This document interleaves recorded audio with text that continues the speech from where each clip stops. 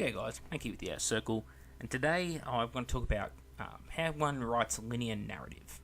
I think this is something that GW's codex writers, campaign writers are sort of forgetting, and I want to readdress it because this is how I think it should work, and I want people to correct me if I'm wrong in how this should work. But basically, I think they've just made a complete clusterfuck of things at this stage, and they need to be called out in this bullshit. I think the best place to start is it's right here at the beginning. Obviously, these pictures in the background are of old armies and models I painted 3, 4, even 5 years ago. There's some concept art in there I've done up for different Sicarian variants and all sorts of things, so who knows what you're going to find. There's my old Raven Guard army, for example. So, anyway. Now, when you write a story, right, a linear narrative at its most basic form, point A, point B happens. Point B causes point C to happen, which causes point D to happen, which leads to point E. That's a basic linear narrative, right? So, maybe it's a girl in a red hood, walks off into the woods, bumps into a wolf. Because she bumps into the wolf, it changes her journey, right?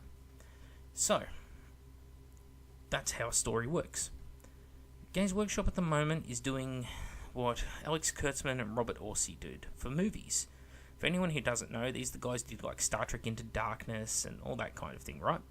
And the way they do their stuff is instead of A leading to B leading to C leading to D, they pick a start point and they pick an end point, and then they try and plug the gaps in the middle, right? Now for them, they'll have an action sequence, and that's how they like to plug their gaps. So, this is what Games Workshop's doing. For instance, with the Rise of the Primarch, Guilliman has to come back to life. How do we get him back to life? Oh, well, this event happens. Okay, now we've got him back to life. We need to get him to Terra. Okay, we can't just get him straight to Terra, we need to fill out the middle. What happens along the way? He fights Chaos. Okay, cool. That's how they've done it. That's not how you should be doing a story, you know? You may have an idea in mind of where it should end, but you can't just you can't just like fill in the blanks along the way necessarily, right? You've got to put a bit more thought into it than that. So right now, Games Workshop is doing that. It's they're just leaping to these funny points in their narratives, and that's why it doesn't work for myself and other people who are into the old fluff. Because in the old fluff, they just told a good story, and right now they're not telling a good story, they're telling a good event with a bunch of filler material, right? And they're turning the hobby into Star Trek Into Darkness, and that's a big problem. So, if you're going to do something like Rise of the Primarch, what you have to do is you have to do your start point, right?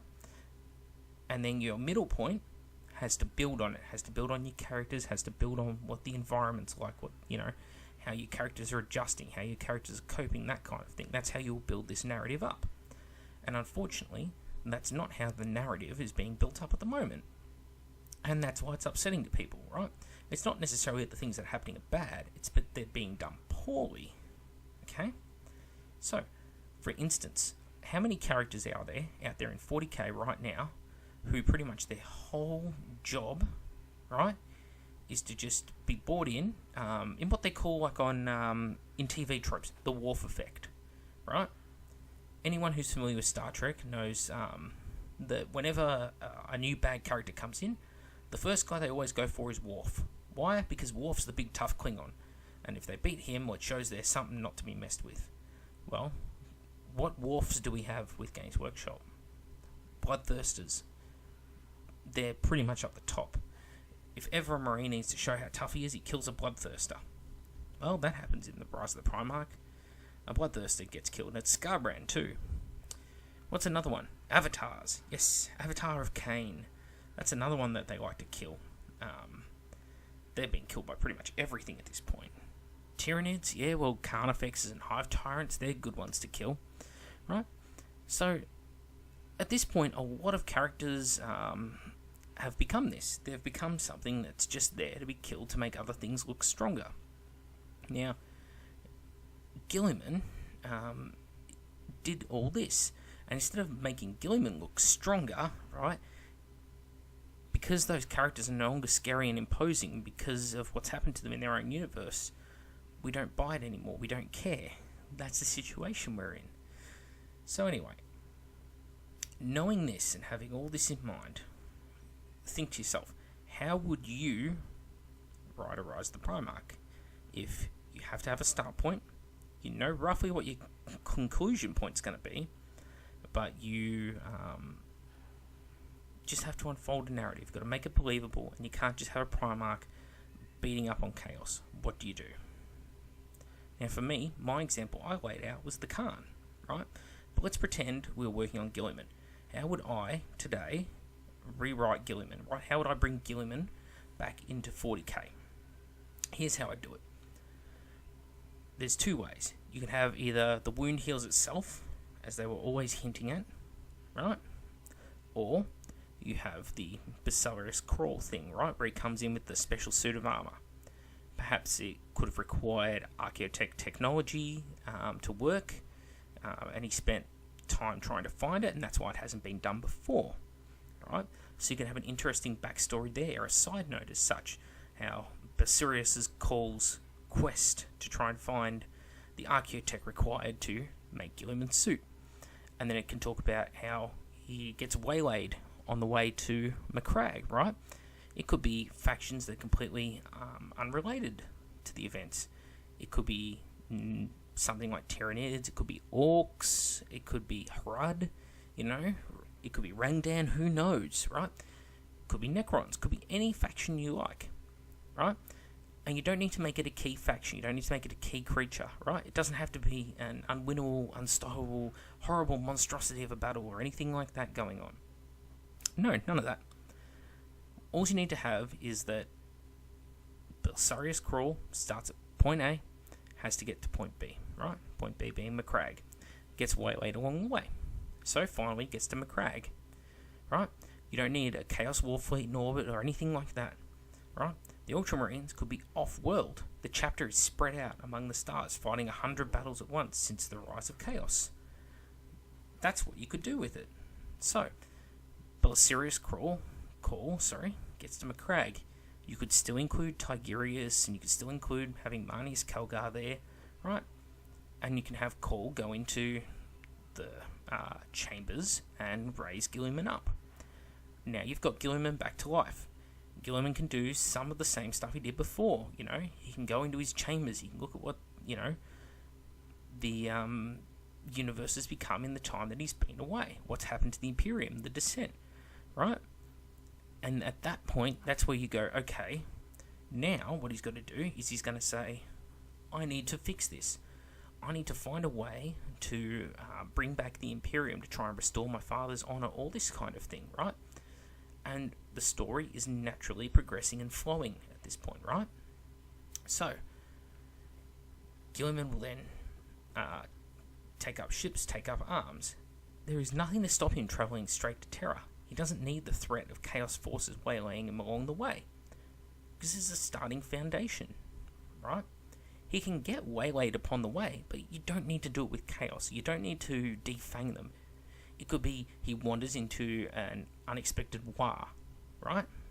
For example, he would come under attack by Red Corsairs, right? The Red Corsairs don't even know they're after him. They just bump into one another, right? And he has to suddenly face, you know, renegade chapters and things like that. And he has to come to terms with the reality of that in his life, more than just, you know, renegade legions and things like that. So, these are all ways you can do Rise of the Primarch. You'll notice that I didn't have to shoehorn any weird shit in there, right?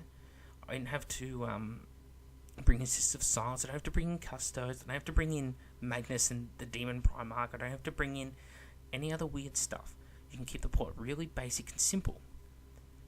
It's just a progressive story, right? You don't need to have stupid goals, right? Impossible hurdles to overcome. It does nothing. It does nothing at all in the end, right? So anyway, I know this video has been boring, and a lot of people won't get anything out of it. But this is my take on how you do fluff correctly, right? You're not shitting on any faction. You're not shitting on named factions, especially. And what I mean by that is, like, you know, specifically, you're not shitting on Blood Axes. You're not shitting on, you know, White Scars, or you're not shitting on Alpha Legion, or whatever, right? That is the way that you do it, okay? That is the way you do fluff properly. You just tell a good story, right? You don't need amazing events to happen, right? If you have an amazing story that happens as a natural consequence, that's fine. That's totally fine, man. But you don't need to turn the fluff up to 11, you know, the awesome factor up to 11. Most of the people reading the fluff are not kids, right? I don't know many teenagers that are going out and spending a couple of $100 on campaign books. I'm sure there's some are, right? I'm sure, yes, this is anecdotal evidence and blah, blah, blah. But I'd say it's mostly adults, people in their late teens, and adults and, you know, teenagers who are on the cusp of entering in their 20s generally can take a pretty good story. Hell, 14-year-olds can read some pretty fucking strong literature and get the idea. So, you know, you don't have to dumb it down. You don't have to Warcraft it, right? Not that Warcraft is dumb, but, you know, you don't have to make it for the lowest common denominator, okay? Anyway, I hope you've enjoyed the slideshow of models I painted over, like, the last 5-6 years in the background. Some of them, I look back on, I'm like, Jesus, I can't believe I painted that badly. Others, I'm like, you know, I can see where the foundation began for some of the stuff I do now. Anyway, thanks all for watching the video. I'd love to hear comments below, and I'll see you all next time.